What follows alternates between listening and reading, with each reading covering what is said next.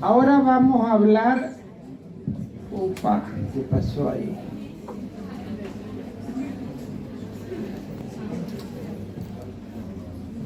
Bueno, vamos a hablar de amenorrea.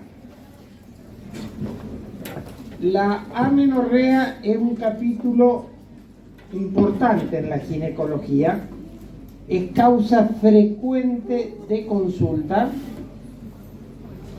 y hay casos que son de fácil resolución y otros que son muy complicados y que van a tener impacto tanto en la esfera física, psíquica y emocional, porque va a incluir el porvenir reproductivo de la mujer. Cuando hablamos de amenorrea, volvemos a recordar lo que le expliqué hace un rato, que es el eje hipotálamo, hipófiso, gonadal, ¿sí? Y las acciones que tienen en la retroalimentación las distintas hormonas. La amenorrea es un síntoma y la definimos como la ausencia de menstruación.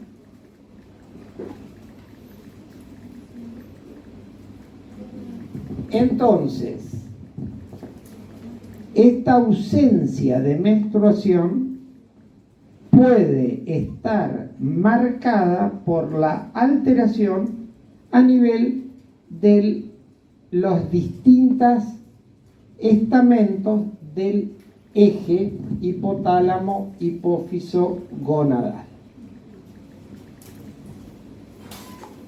Entonces, para que ocurra la menarca, ¿sí?, tiene que haber un correcto desarrollo de los distintos órganos. Y tiene que, a nivel genético, estar presente y correctamente expresado el cromosoma X. Tanto las alteraciones estructurales como alteraciones numéricas podrán manifestarse a través de la amenorrea. Entonces, yo puedo tener alteraciones numéricas, por ejemplo, el 45X0 o 45X, 46XX, o sea, va a ir variando la determinación. Y para saber cuál es el tipo de alteración, en muchas pacientes voy a tener que recurrir al estudio genético, ¿no?, la investigación del cariotipo. Bien, ¿cómo vamos a clasificar a las amenorreas? Las puedo clasificar como fisiológicas o patológicas. Fisiológica va a ser el embarazo, el puerperio, la lactancia y la posmenopausia. Las patológicas las voy a dividir en amenorrea primaria y amenorrea secundaria.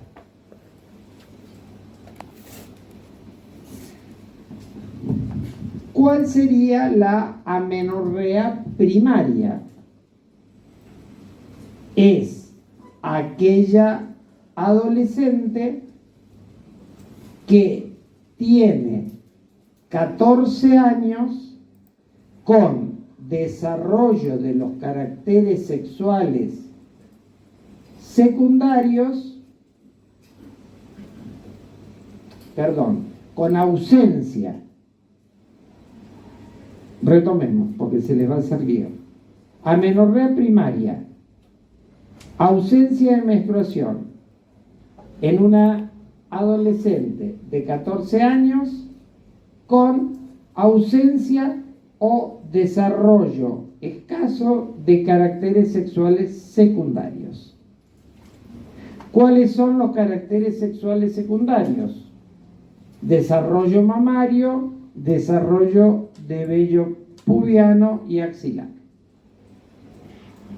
O también es paciente con desarrollo de caracteres sexuales secundarios sin menstruación hasta los 16 años.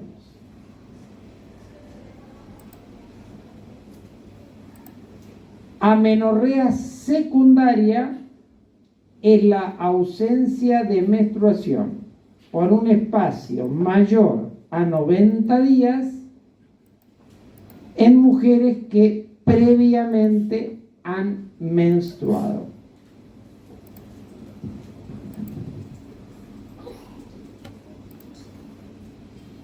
Entonces, acá ustedes en este cuadro van a ver cuáles serían las causas, por ejemplo, de amenorrea primaria, donde tenemos aquellas que entran dentro de las disgenesias gonadales, como son el Turner, el síndrome de Schweyer y el de Rokitansky, las disgenesias gonadales mixtas por mosaicismos, amenorreas por vigorexia,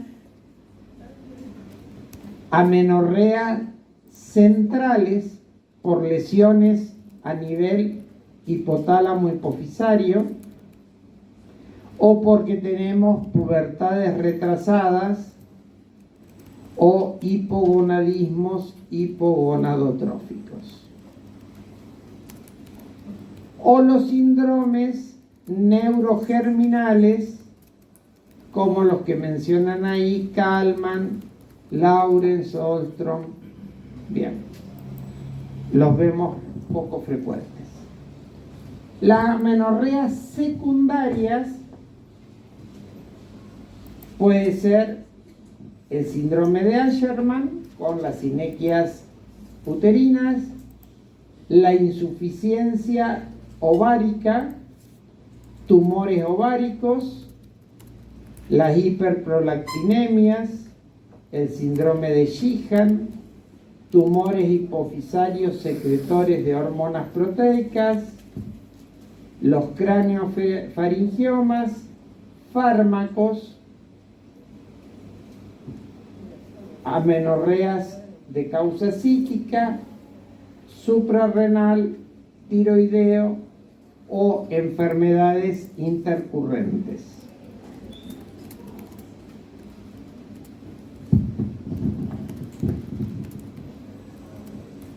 A esta altura de la clase ustedes deben tener un menjunje en la cabeza y diciendo este tema qué complicado que es. Sí, es complicado amenorrea, pero es muy importante.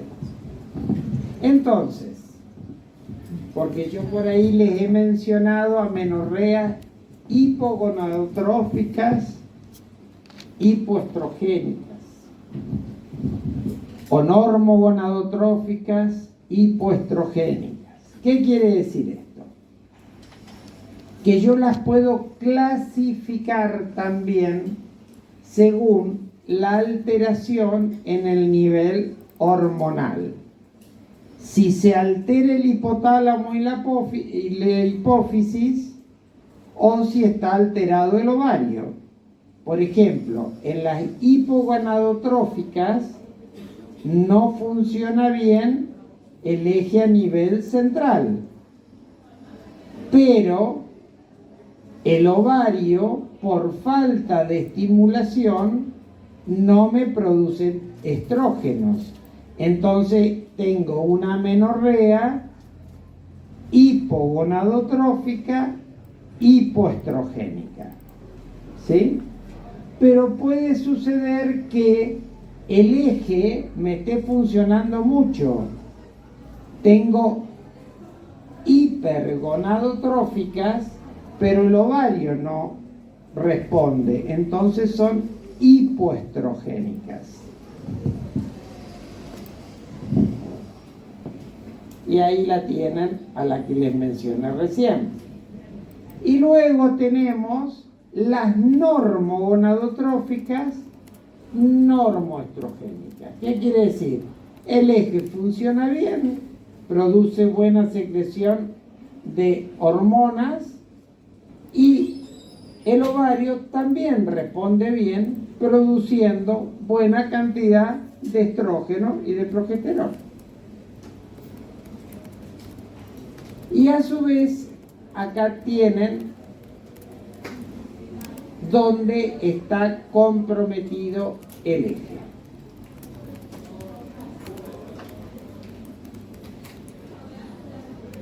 Cuando yo digo que tengo hipogonadotróficas, hipoestrogénicas, la alteración va a estar a nivel del hipotálamo o la hipófisis. Cuando son con mucha hormona FSH y LH, pero poco estrógeno, la alteración está en el ovario. Entonces son hipergonadotróficas, hipoestrogénicas. Y cuando la alteración está en el útero, vamos a tener hormonas normales y estrógenos normales, pero la mujer sigue sin menstruar. Entonces, acá tienen una nueva síntesis de cómo tenemos el feedback para la retroalimentación del eje y cómo se va a producir o no el sangrado. Y acá tenemos una clasificación según el órgano que está afectado. Puede estar afectado, como dijimos, el útero, el ovario, la hipófisis o el hipotálamo. Y esta es la clasificación compartimental. ¿Sí? Entonces, la compartimental empieza desde el útero hacia arriba.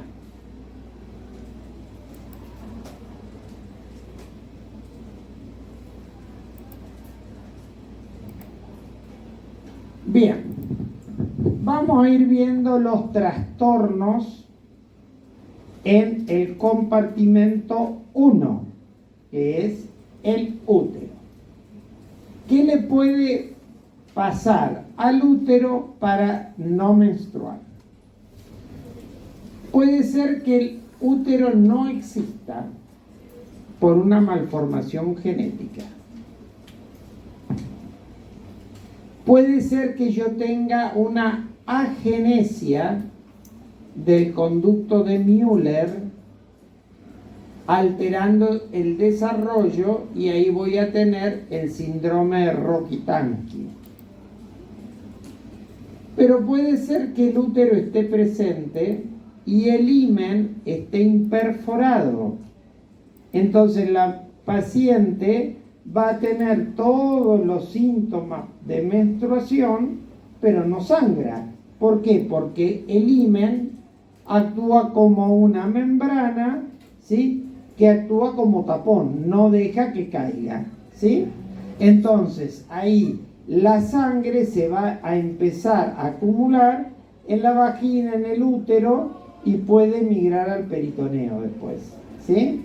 Entonces, ahí puedo tener un abdomen agudo, van a tener dolor la paciente. ¿Y cómo se soluciona? ¿Qué les parece? Rompiendo el himen. ¿Sí? ¿Cómo lo rompo?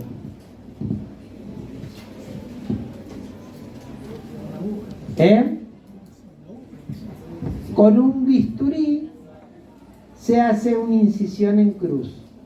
Así y así. Y sale la sangre. ¿Sí? Bien. Y a ver, les pregunto,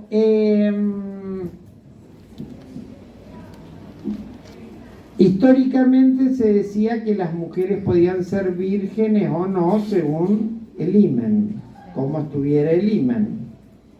¿Es cierto eso? ¿Por qué no? Porque se puede romper el himen por cualquier circunstancia casual y sigue siendo virgen. No escuché lo último. Levánteme la mano porque no los ubico, son tantos. Ahí, ¿quién habló? Usted habló y después ¿quién habló por acá? ¿Nadie? Bueno, entonces se puede romper en cualquier circunstancia. ¿Cuál que serían esas circunstancias?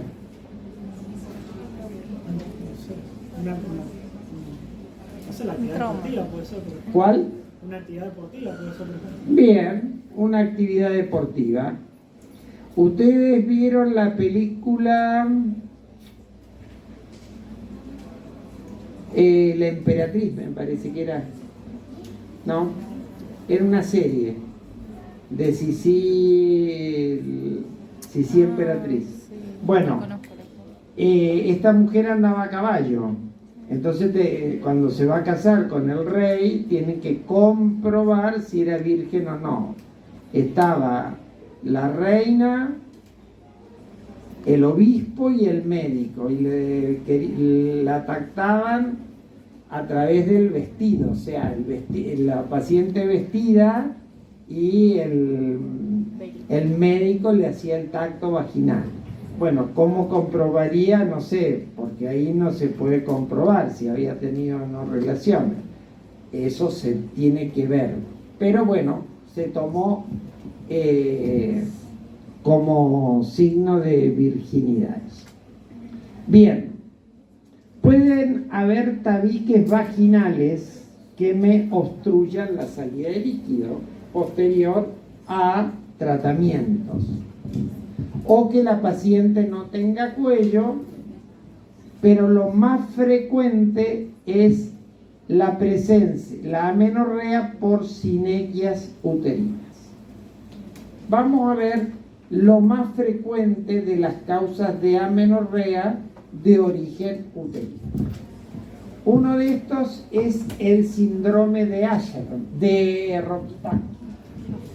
El Rokitansky es una alteración a nivel del cariotipo. Tengo un cariotipo 46XX, ¿sí? ¿Es normal o alterado?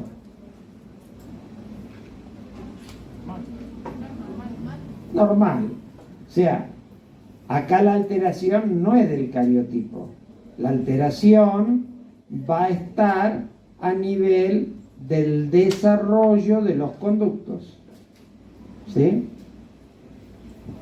Es una de las causas más frecuentes de amenorrea primaria y a veces aparece relacionado a la herencia.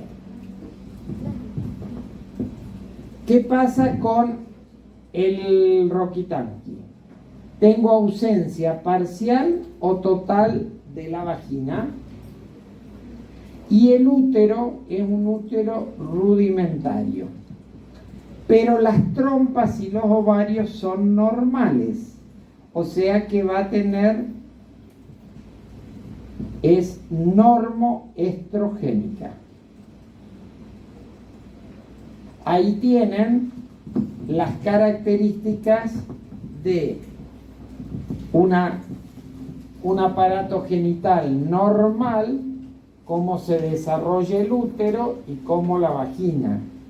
Yo acá tengo un útero que no se desarrolló, es sólido, y el canal vaginal es corto. ¿Sí? Entonces, esta mujer va a tener una amenorrea primaria con caracteres sexuales secundarios presentes, pero no tiene capacidad reproductiva. ¿Sí?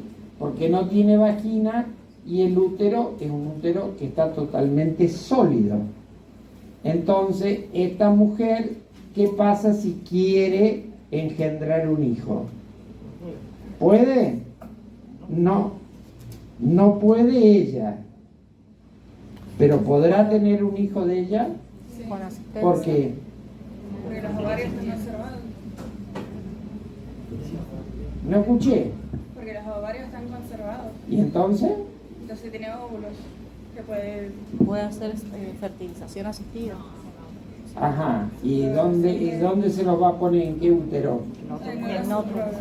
Ah, entonces ahí tiene una subrogación de vientre. Todavía la subrogación no estaba aceptada acá. Bien. Claro lo de Asherman, lo de Rokitansky. Ahora vamos al síndrome de Asherman o de la sinequia vaginal. Es una amenorrea generalmente secundaria. La paciente ha tenido menstruaciones y ha sido sometida generalmente a cirugías, por ejemplo, raspados o una cirugía previa por un mioma o cesáreas, y quedaron adherencias a nivel del endometrio, o sea, a nivel de la cavidad uterina. Acá, ahí, lo que está en amarillo serían las sinequias. Las sinequias pueden variar en grosor y esa adherencia lleva a que el endometrio no descame. ¿Qué es lo que yo voy a notar? Tuvo la cirugía y de ahí en más empieza a menstruar poco y después pueden entrar en amenorrea. ¿Cómo lo puedo detectar? Generalmente usando histerosonografía, que es haciendo una ecografía y poniendo líquido en la cavidad donde veo que están estas sinequias, o puedo hacer una histeroscopía donde voy a visualizar por el aparato las sinequias. Acá ustedes ven por una histeroscopía los filamentos, esos corresponden a sinequias y son de distinto grosor. Y acá la están tomando con una pinza para cortar la sinequia. Eso es por histeroscopía. Acá están haciendo un procedimiento, acá tienen la sinequia y este es el asa que va a servir para cortar. Lo puedo cortar con este asa o puedo cortarlo con tijera. Esa es una histeroscopía operatoria. Una vez que yo hago la resección de la sinequia, tengo que llevar a la paciente a una estimulación con estrógenos y progestágenos para transformar ese endometrio que estaba atrófico en un endometrio proliferativo y evitar que la adherencia vuelva a hacerse. Y tengo que mantener esa cavidad distendida. ¿Cómo hago? O le pongo una sonda Foley con el balón inflado, distendiendo la cavidad, y lo dejo un par de días mientras les estoy dando estrógenos en alta dosis para transformar el endometrio en proliferativo. Las sinequias pueden recurrir a pesar del tratamiento y necesitan reintervenciones. La ecografía también me va a aportar datos, ¿sí? Y me va a orientar a si yo tengo que hacer o no la histeroscopía.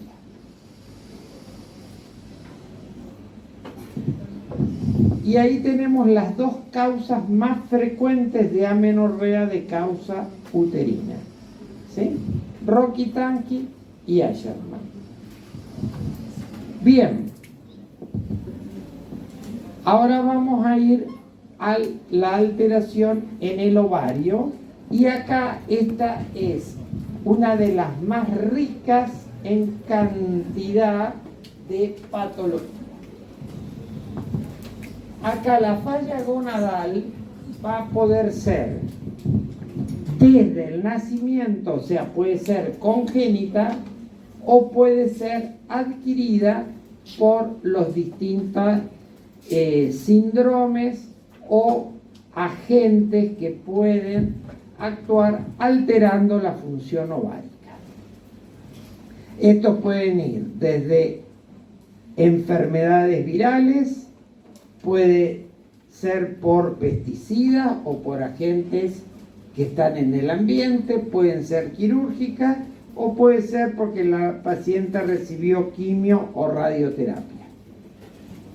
Y las otras, las congénitas, van a ser funcionales. Bien, acá ustedes tienen una lista de patologías frecuentes de falla en el ovario.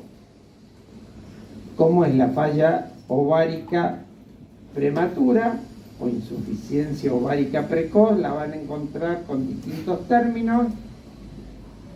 Patologías cromosómicas, endocrinopatías, tumorales, alteraciones o ruptura de los folículos, alteraciones inmunológicas y virales o quirúrgicas. Vamos a hablar de la insuficiencia ovárica prematura. Es cuando la paciente entra en amenorrea por déficit en la función ovárica cuando tiene 40 años o menos. Esto va a dar los ciclos ováricos irregulares o ausentes, la paciente no se puede embarazar y entra con todas las signos, sintomatología de la menopausia.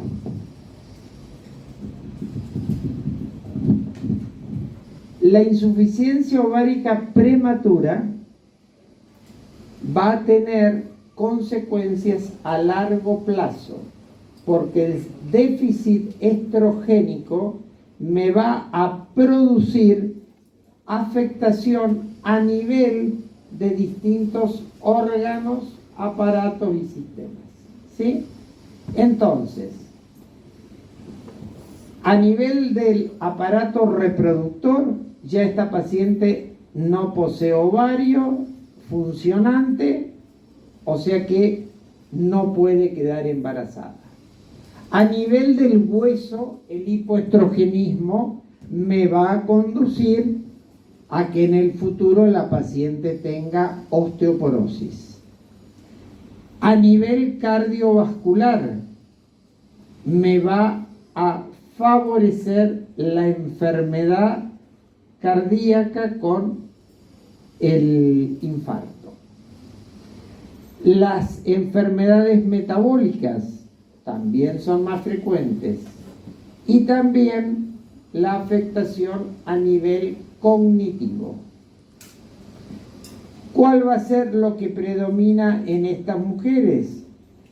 La sintomatología climatérica: sofocos, calenturones, insomnio, alteración en el estado de ánimo, irritabilidad. Bien, ¿por qué puede aparecer la insuficiencia ovárica prematura? Bueno, puede ser por factores genéticos. Hay, en general, cuando ustedes empiezan a investigar, hay varios en la familia que han tenido una menopausia, esto que se llamaba antes menopausia precoz. Puede ser causa de enfermedades autoinmunes, ¿sí?, que me afecten la función folicular. Los factores ambientales, ¿sí?, o que la paciente haya sido tratada por un cáncer, la radio y la quimioterapia me van a afectar la función ovárica. Bien, vamos ahora a síndromes. Creí que habían levantado la mano. Otras alteraciones, ahí ustedes las tienen todas desarrolladas o enumeradas, que pueden causar insuficiencia ovárica prematura.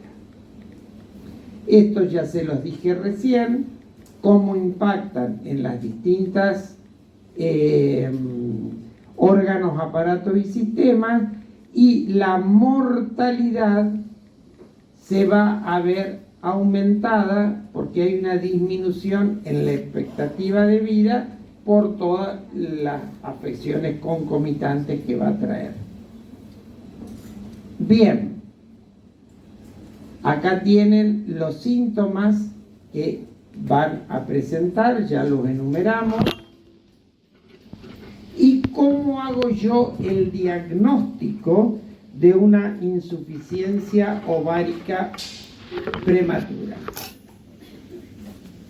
Con un solo dosaje de FSH mayor a 25 unidades internacionales asociado a los signos clínicos me sirve para hacer diagnóstico. La ecografía me puede ayudar midiendo la reserva ovárica. En una paciente de 40 años o menos que viene por amenorrea, esta amenorrea es una amenorrea secundaria. Ante una amenorrea secundaria, yo lo primero que tengo que descartar, ¿qué es? Cualquiera de ustedes viene a mi consultorio con una amenorrea. ¿Qué es lo que yo primero pienso en mi cabeza? Embarazo. Embarazo. Eso es lo primero que voy a descartar, embarazo. Por eso ahí dice subunidad beta. Subunidad beta negativa, entonces pido FSH y estradiol. Ya dije que si la FSH es mayor a 25, ya me sirve para hacer diagnóstico de insuficiencia ovárica prematura. La hormona antimuleriana mide reserva ovárica, la voy a tener bien baja, menor a 1. Puedo evaluar si tiene causa genética o no haciendo un cariotipo. Y tengo que pedir una TSH. ¿Para qué la TSH? Porque se ha visto que las que tienen insuficiencia ovárica prematura pueden hacer al corto o a largo plazo un hipotiroidismo. Bien, entonces yo tengo que ofrecerle a estas mujeres toda la información necesaria para que sepa qué es lo que pasa. Tengo que orientarla sobre su estilo de vida. Generalmente empiezan con trastornos a nivel psicológico porque dejaron de menstruar, dejaron de tener capacidad reproductiva, ¿sí? Y si quieren ellas tener hijos, a su vez entonces las vamos a tener que ver cómo manejamos esta situación.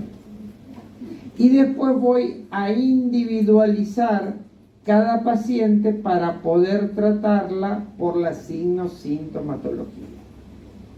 En estas pacientes, salvo contraindicación absoluta, tienen que ir al tratamiento con terapia hormonal de reemplazo, por lo menos hasta los 45 años, ¿sí?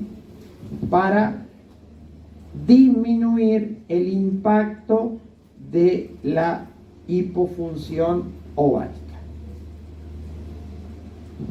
Bien, vamos ahora a otro trastorno, que es el síndrome de Turner y sus variantes. El síndrome de Turner tiene una alteración a nivel genético y es un cariotipo 45X0, pero puede haber mosaicismos, ¿sí?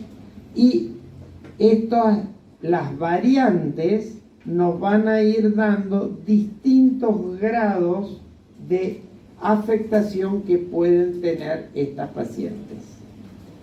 La incidencia es 1 cada 2.000 o 3.000 recién nacidos vivos y el 60% tienen el cariotipo 45X0 y el resto, el 40 restante, son mosaicismo.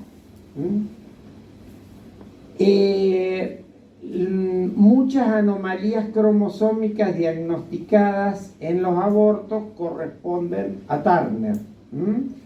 Y en general no es una afectación que esté relacionada a la herencia. Entonces, ¿qué pasó acá?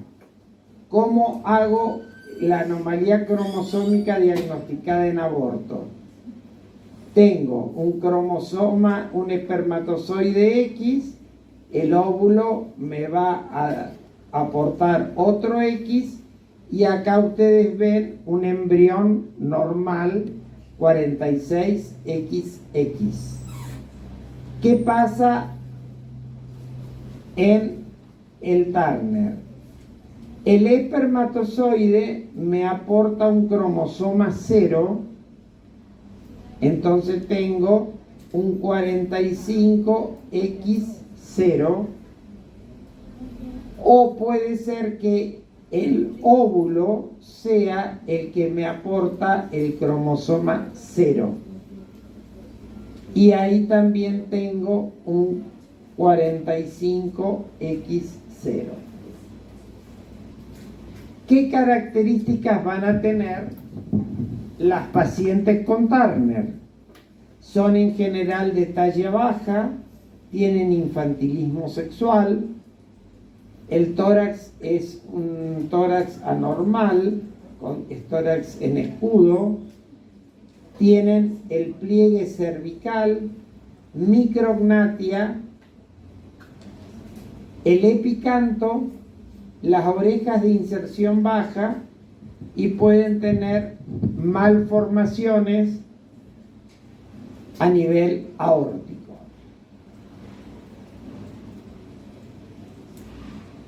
Entonces, el síndrome de Turner tiene un cariotipo 45X0, el fenotipo es femenino, son de estatura baja, infantilismo sexual, amenorrea primaria, tiene genitales externos e internos, pero con poco desarrollo, mamas hipoplásicas, malformaciones cardiovasculares, óseas y renoureterales pueden tener, y va a ser un hipogonadismo hipergonadotrófico. Hay un porcentaje de pacientes que tienen o presentan estrógenos de secreción suficiente y pueden tener ciclos menstruales.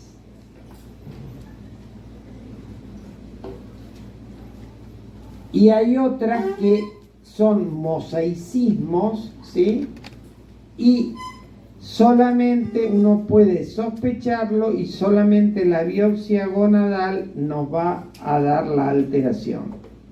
Estas pacientes en general van a tener trastornos desde el punto de vista reproductivo en el alto porcentaje de los casos. Y a estas pacientes tienen que ser detectadas precozmente para hacer el tratamiento adecuado. Incluso les dan hormona del crecimiento, para lograr una mejor estatura. Tengo que hacer terapia estrogénica, ¿sí? Y después valorar qué es lo que va a pasar con la función reproductiva de estas pacientes. Y ahí tienen ustedes una síntesis del síndrome de Turner.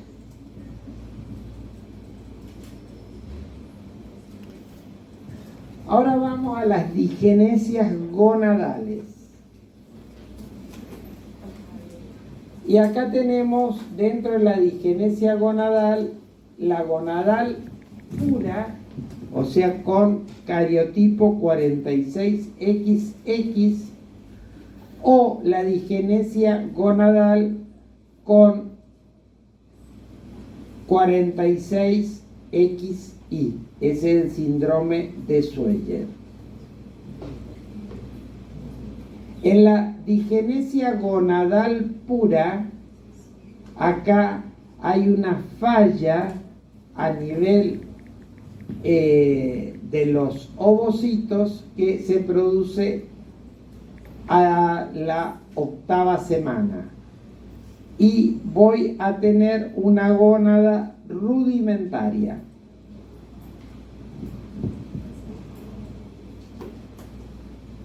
Los genitales, tanto internos como externos, van a ser hipoplásicos.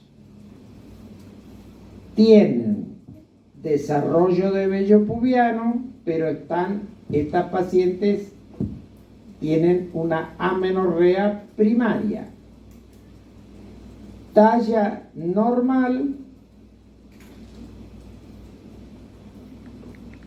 y tienen riesgo aumentado para enfermedades autoinmunes.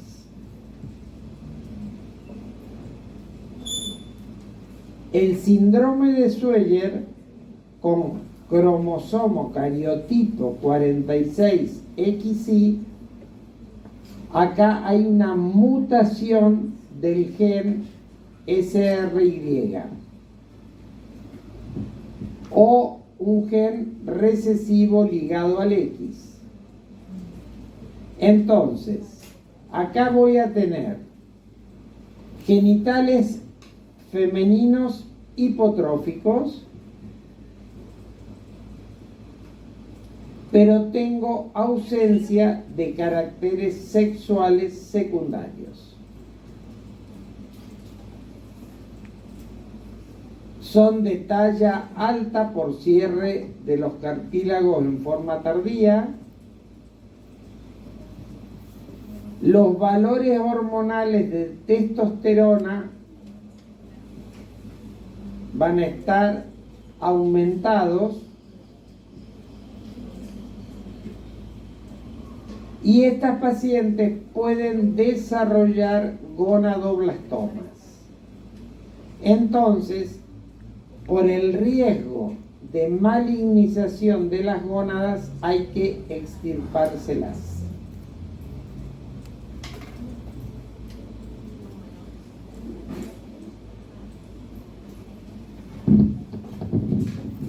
Otra causa de amenorrea ovárica es el síndrome de ovario resistente. O sea, tenemos folículos que detuvieron su crecimiento a pesar de que tienen gonadotrofinas altas.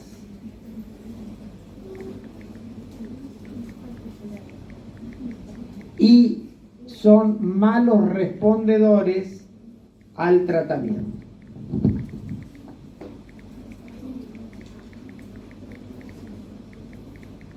Luego tenemos otros síndromes como es el síndrome de Morris o de insensibilidad a los andrógenos y la hiperplasia suprarrenal congénita. El síndrome de Morris, acá tengo que es una alteración genética ligada al cromosoma X y tienen un cariotipo 46XI. Tienen desarrollo testicular, lo que lleva a que la paciente no tenga desarrollo de útero ni de tercio superior de vagina.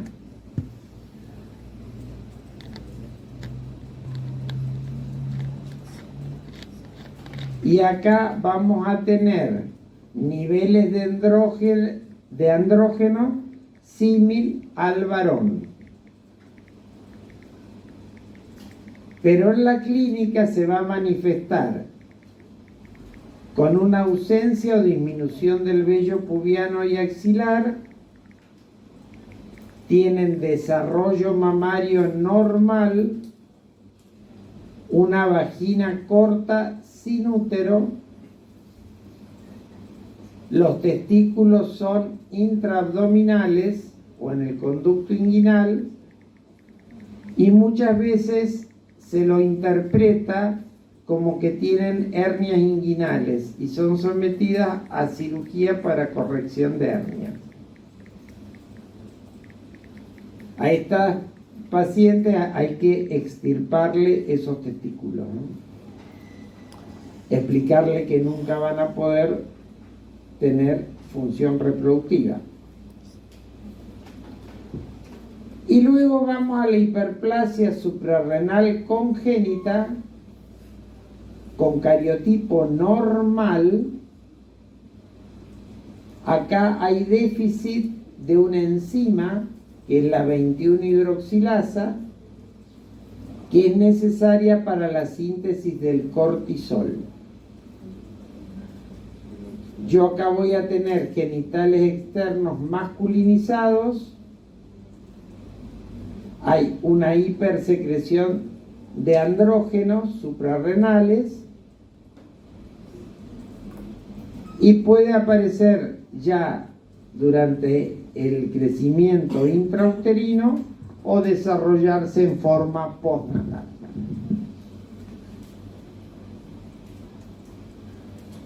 Acá tienen un cuadro, sáquenle fotos si quieren, de las características diferenciales entre el síndrome de Rokitansky, el síndrome de Morris y la digenesia gonadal.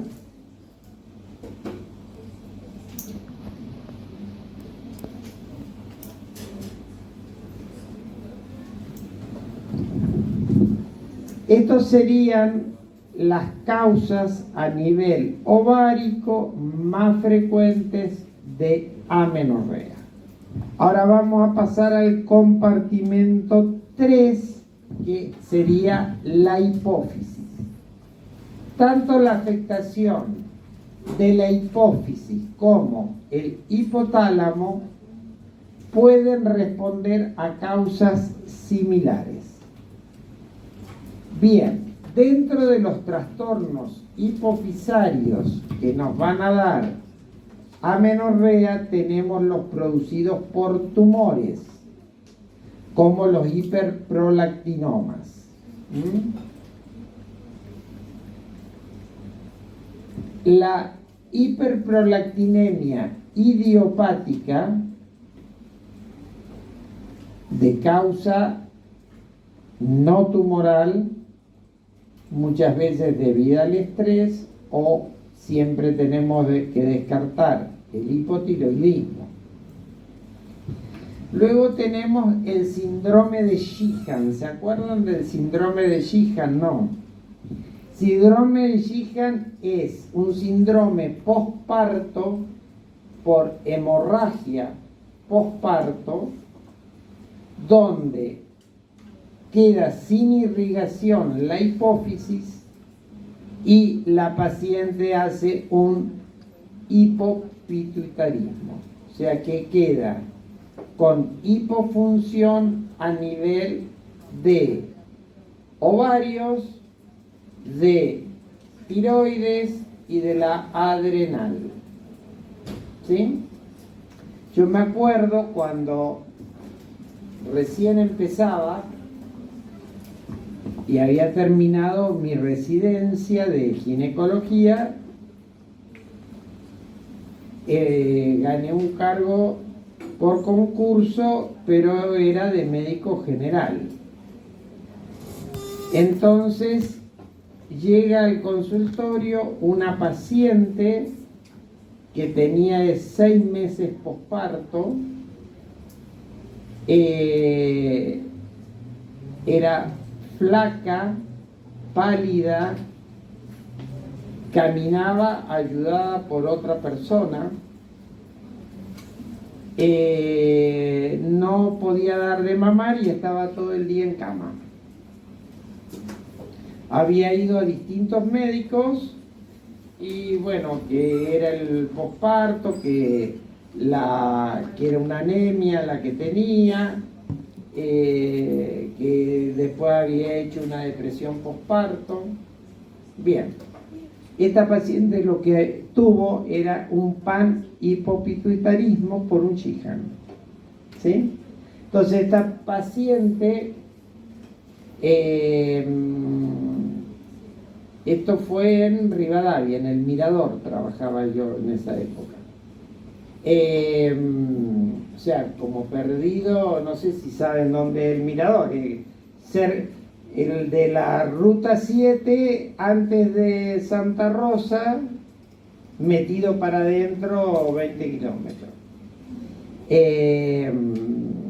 Hace 30 o 40 años atrás, debe ser. Era bastante difícil para la gente de ahí acceder a lugares de mayor complejidad. Sin duda esta mujer la tuve que derivar al Hospital Central para que le hicieran tratamiento supletorio. Bien, ¿y con qué era el tratamiento supletorio? Con todo, ¿sí? Porque iba a tener que recibir hormona tiroidea, corticoterapia porque no funcionaba la adrenal, y para restaurar todo el proceso, hormona liberadora para FSH, o si no, darle estrógeno y progesterona. Bien, los infartos hipofisarios también pueden ser causa, los traumatismos encefalocraneanos, los postquirúrgicos, tratamientos por irradiación o el síndrome de silla turca vacía. Vamos a hablar un poquito de la hiperprolactinemia. Se asocia a disminución de los niveles de estrógeno y nos van a dar amenorrea u oligomenorrea. ¿Qué me afecta los niveles de prolactina en forma fisiológica? El sueño, el estrés, el embarazo y la lactancia y la fase folicular. La estimulación mamaria, las relaciones sexuales, el ejercicio y la dieta rica en proteínas. ¿Qué tendrán que ver las relaciones sexuales para que me aumenten la prolactina? Bueno, parece que la estimulación que produce el coito en el cuello favorecería la liberación, ¿sí? El ejercicio extremo o el ejercicio me aumenta prolactina a nivel de, o sea, junto con endorfinas. El estrés y el sueño también. Cuando se descansa poco o estoy sometido a mucho estrés, voy a tener aumento en la prolactina. Cuando a una paciente yo le digo que vaya a hacerse un dosaje de prolactina, le tengo que recomendar primero la etapa del ciclo. En general es entre el segundo al quinto día de haber iniciado la menstruación. Y lo otro que le tengo que decir es que haga un reposo de 20 minutos antes de la extracción de sangre. ¿Sí? Bien. Entonces, descartado el hipotiroidismo con niveles mayores a 70, 80, tengo que hacer resonancia magnética para pensar en un adenoma hipofisario. Y acá tienen las causas por las cuales yo puedo tener hiperprolactinemias. Entonces tengo hipotalámicas, fundamentalmente por tumores, metástasis, reacciones inflamatorias. A nivel hipofisario, por prolactinomas, ¿sí? Drogas que me pueden aumentar la prolactina, sí, fundamentalmente psicofármacos. Fíjense, los opioides, la fenotiazida, los antidepresivos tricíclicos, o sea, si yo voy al Sauce o al Pereira, lo más probable que todos esos pacientes yo les saque sangre tengan hiperprolactinemia. Y dentro de los que nosotros usamos habitualmente, la sulpirida, que es un ansiolítico, me aumenta la prolactina. Es más, la doy en la lactancia en las pacientes que tienen hipogalactia. La sitmetidina y la metroclopramida, que son muy usados por trastornos digestivos, también me pueden dar aumento de prolactina.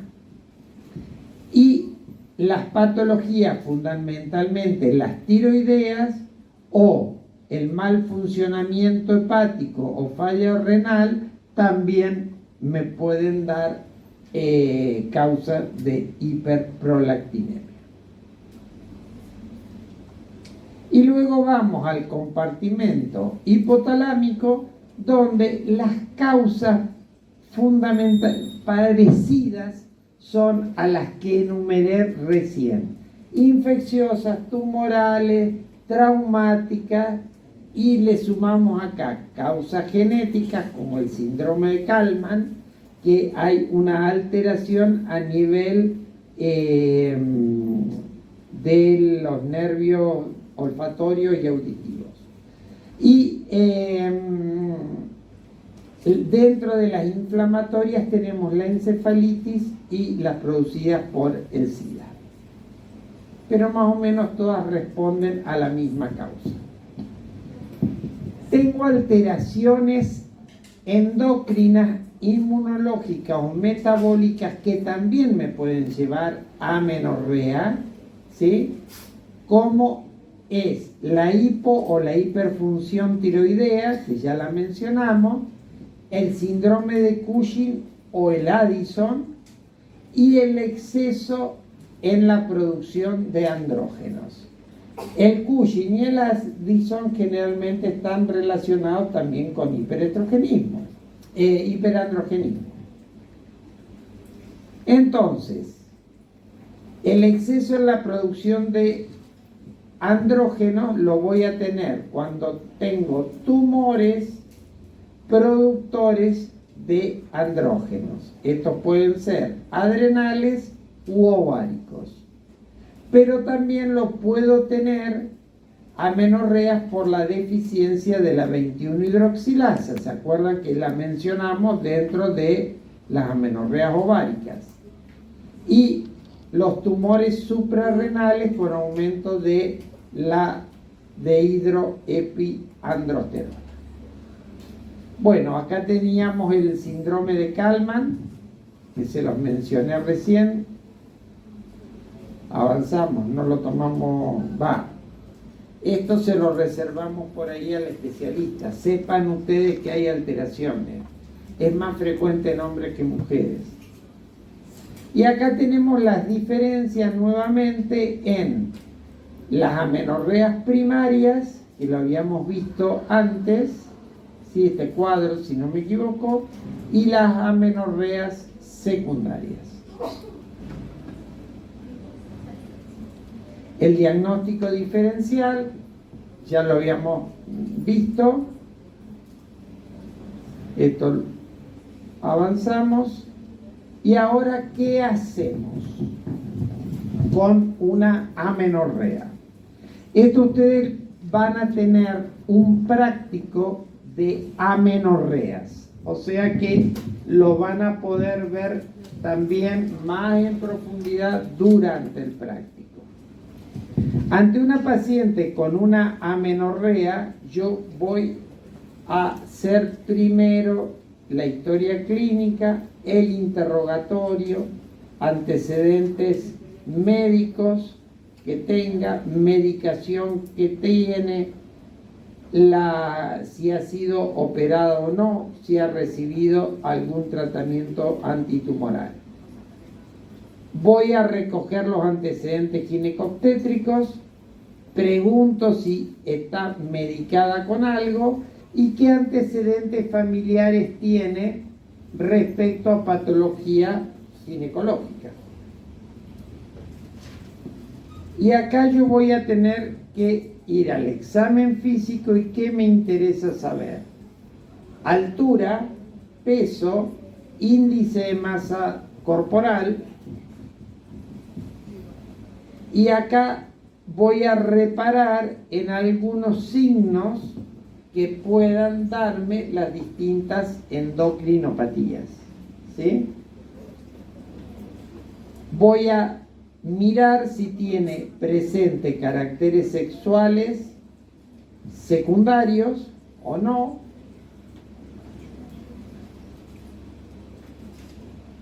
Y luego haré el examen ginecológico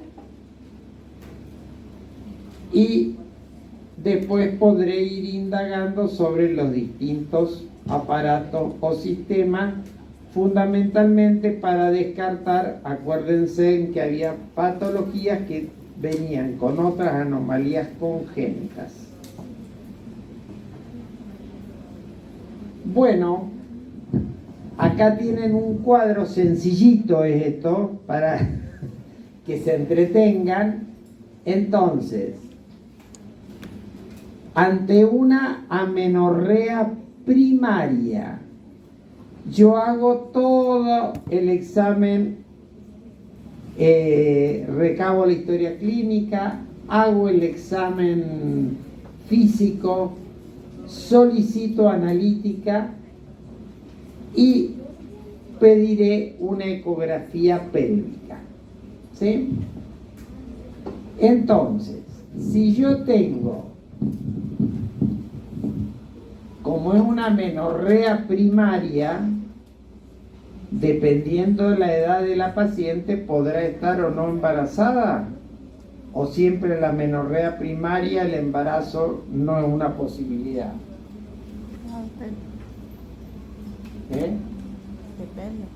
Depende de qué. De la edad de la paciente o... Bueno, una amenorrea primaria, supongamos que tiene 13 años con caracteres sexuales secundarios presentes y no menstruado.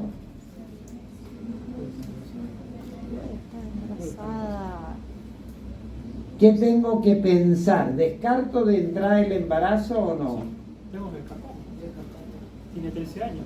Pero ¿Sí? puede Puede tener... estar embarazada. Niega que haya tenido... No importa, tengo que hacer igual porque te puede traer un embarazo ectópico. Pero si ella dice que no ha tenido relaciones, Tengo que hacerlo igual. ¿por qué? Porque a veces pueden tener Puede ser un vergüenza abuso o también. puede ser un abuso. Eso, el abuso, siempre descartar abuso. El abuso no va a ser manifestado, más si hay un familiar. Acuérdense que los abusos más frecuentes son intrafamiliares. Entonces, según el caso, yo voy a descartar el embarazo. La ecografía, ¿qué me aporta? Que tenga útero o que no tenga útero, ¿sí? Si no tengo útero, ¿qué hago? Un cariotipo, ¿sí? Y puede ser que el cariotipo sea normal, 46XX, y tengo una alteración mulleriana.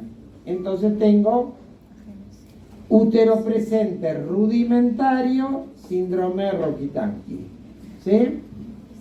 Pero puede ser que tenga un cariotipo 46X como el síndrome de Morris.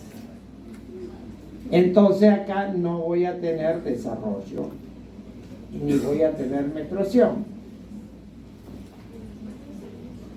Si tiene útero presente,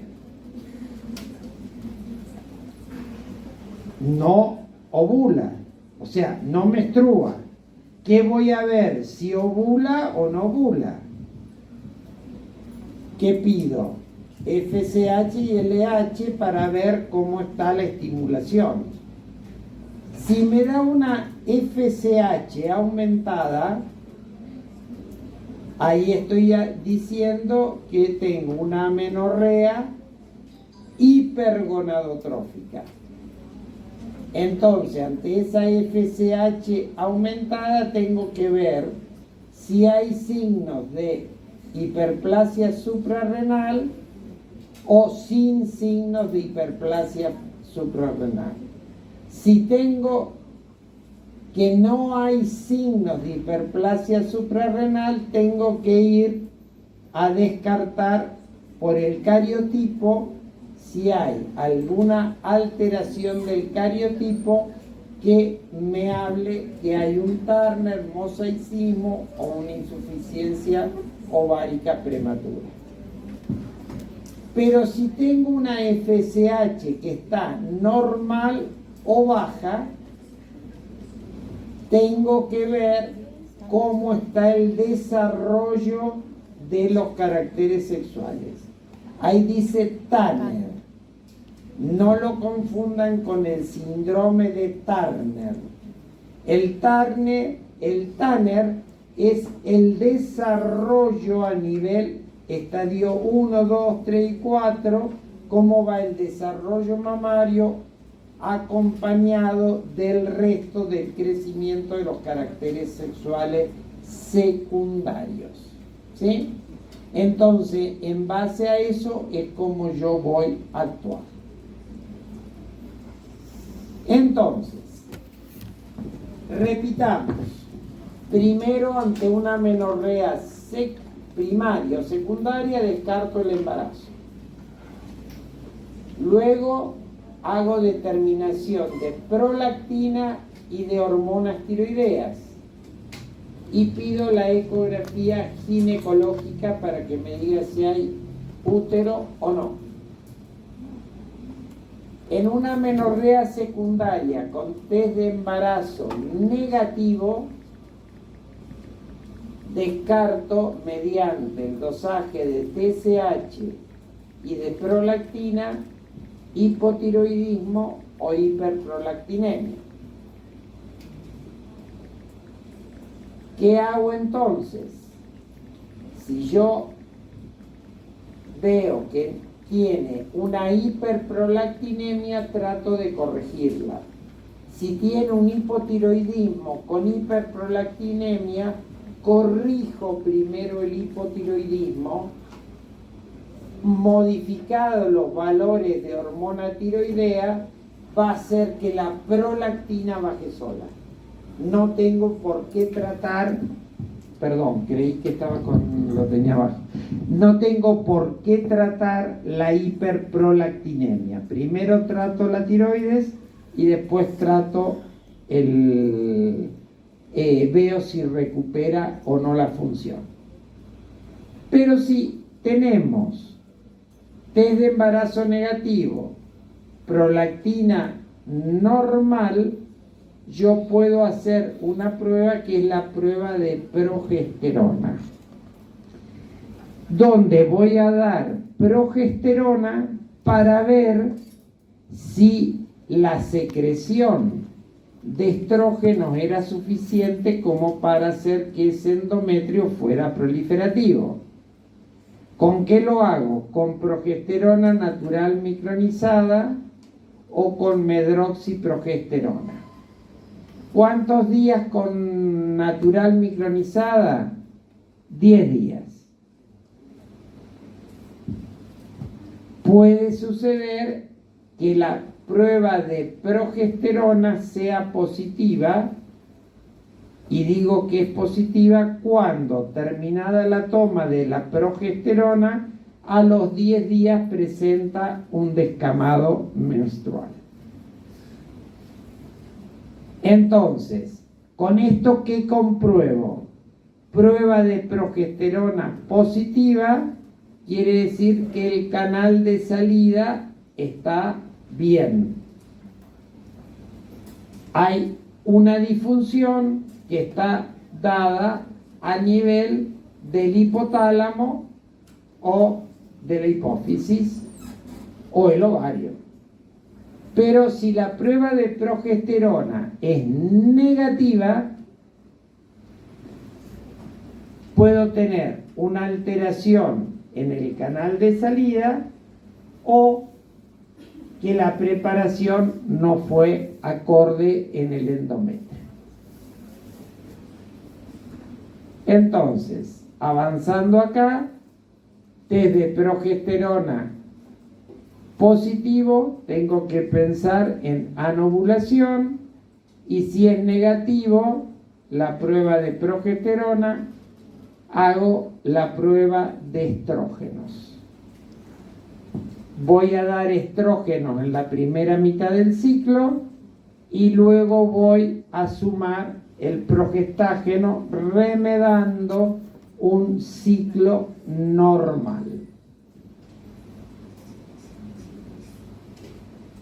Yo considero que la prueba de estrógeno con progesterona es positiva si en el lapso de 10 días determinada la toma vuelve a menstruar. Si la prueba de estrógeno y progesterona es positiva, quiere decir que la falla va a estar a nivel de la gónada o a nivel central. Y si la prueba de estrógeno y progesterona es negativa, o sea que no sangra, la alteración está en el tracto de salida.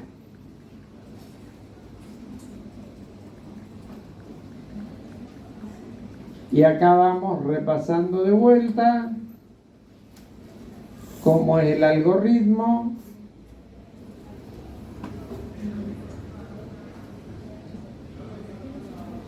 ¿De acuerdo? Entonces, si la prueba de estrógeno me da negativa, ¿qué voy a pensar? Alteración tracto de salida, o Rokitansky o Asherman o himen imperforado. Pero si la prueba con estrógeno es positiva, la alteración va a estar en la secreción de FSH y LH. Bueno, acá tienen los valores que se van a considerar para las hormonas hipofisarias. Cuando yo pido FSH y LH, se piden entre el segundo y el quinto día de iniciada la menstruación. En una paciente en amenorrea lo tengo que pedir en cualquier momento del ciclo. Cuando yo tengo una FSH mayor a 20 y una LH que la duplique, tengo que pensar en alteración ovárica y evaluar perfil hormonal androgénico. En el síndrome de ovario poliquístico se considera que la relación LH-FSH va a estar invertida. Voy a tener duplicado los valores o triplicado los valores de LH y baja la FSH. Mientras que cuando la alteración es hipotálamo hipofisaria, los valores tanto de FSH o LH van a ser bajos. Y acá tienen este otro algoritmo donde tenemos FSH y LH baja o FSH baja con LH alta o las dos aumentadas. Si yo tengo FSH y LH aumentadas, quiere decir que aumentan porque el ovario no responde a la estimulación.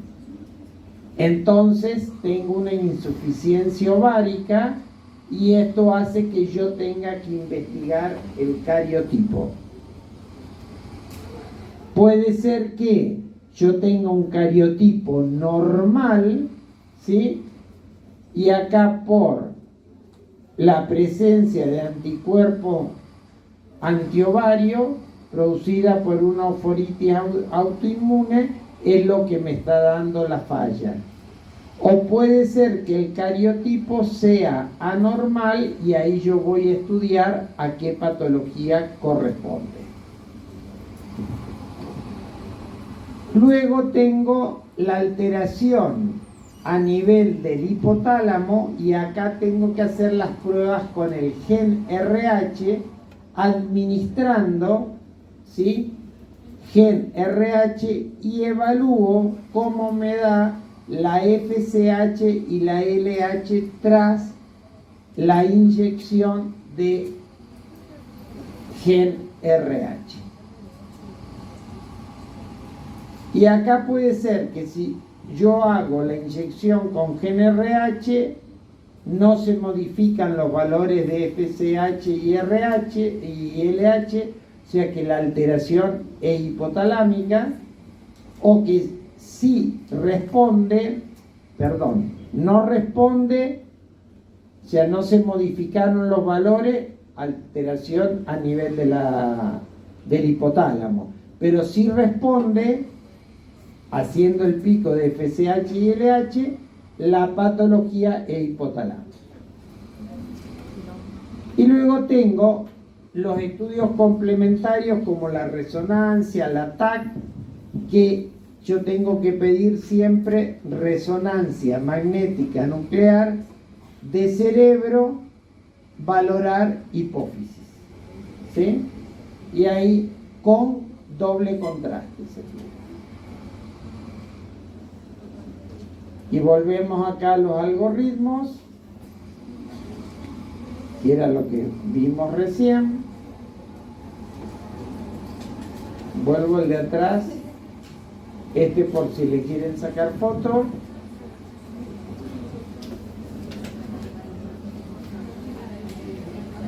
Y acá tienen, según sea su unidad beta positiva o no, y cuando la subunidad beta me da negativa, cómo siguen ustedes el algoritmo diagnóstico para descartar los distintos síndromes.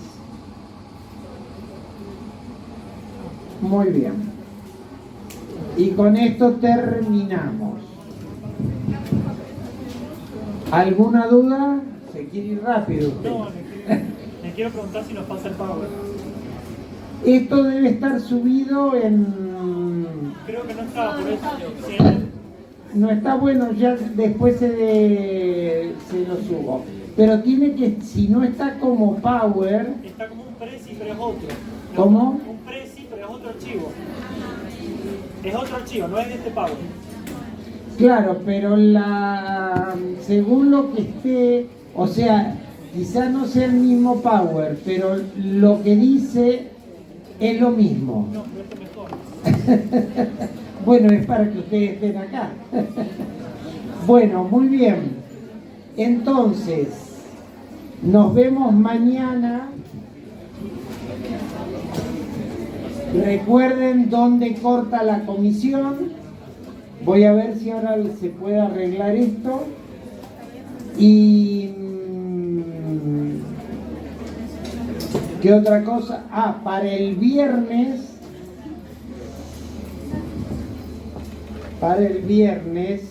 ya les digo de qué va. Yo creo que la evaluación es sobre estos dos temas más anticoncepción, creería. Vamos a ver. Si no se los en avisos en la plataforma, se los dejo escrito, o mañana a los que vienen les digo exactamente de qué es. Hagamos eso, mañana les digo de qué y ustedes se encargan de hacerle a la otra comisión los temas a rendir. Lo otro que les iba a decir, cuando empiecen la actividad práctica en los hospitales, son 10 docentes, 10 comisiones, más o menos de 6 alumnos cada comisión. Por comisión, diría yo, que tengan un delegado que sea el que se comunique con él, hagan un grupo por cada comisión, uno del grupo se comunica con el docente para ver dónde se encuentran y la hora exacta donde se encuentran, ¿sí? Ustedes van a tener el teléfono de cada docente, pero no vayan a preguntar 5 lo mismo, porque al docente lo vuelven loco. Bien. Listo entonces, chicos, quedan liberados. ¿Alguna duda?